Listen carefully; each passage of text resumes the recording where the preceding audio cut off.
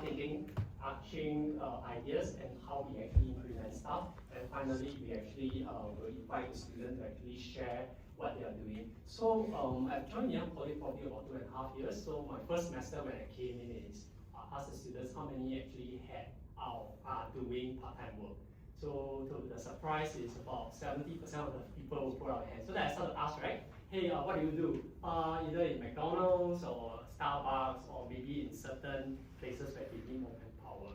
So then I thought to myself, hey, can I do something to actually have the students to work on what they are studying so that they can put in good practice and at the same time earn more money compared to McDonald's. So that was the value proposition. So what I want to share today is systems. It is not technology kind of debate. The problem is really not technology. So the real problem is not design. But I myself came from an engineering background. We always solve a problem through engineering. But systems, seriously, like a built environment system, is a lot driven by operations, and who drive operations? People.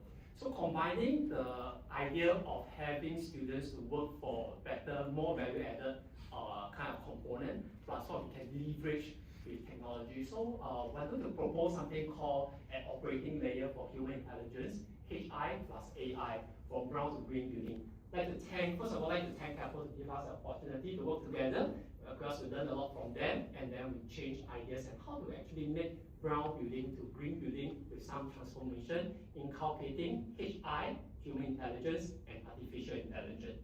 So more than 1/3 of Singapore energy consumption goes to the building, right? With today's energy crisis, this become more important. Hence, what happened? BCA actually launched a policy like the Green Mark, and then we have to comply with it. Building owners have to comply with it, and then upon certification, we hit the agreement standard, either Gold Plus, etc. But after a while, operation deteriorates. Why?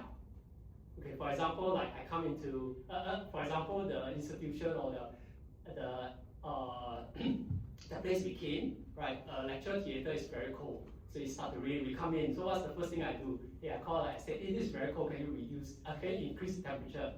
Okay, so they will increase to maybe a little bit more, right? Then after a few days, it's a hot weather. Same thing. We come in. Hey, the temperature didn't reset. Then the lecture theater became very cold. Then they reduce the temperature. So what happened? Temporary fix becomes permanent fix. Permanent fix become a habit, and then this habit will then slowly making sure that your building doesn't perform as when you first certified. So with that, what we are trying to do is we come up with something called a net zero operating system.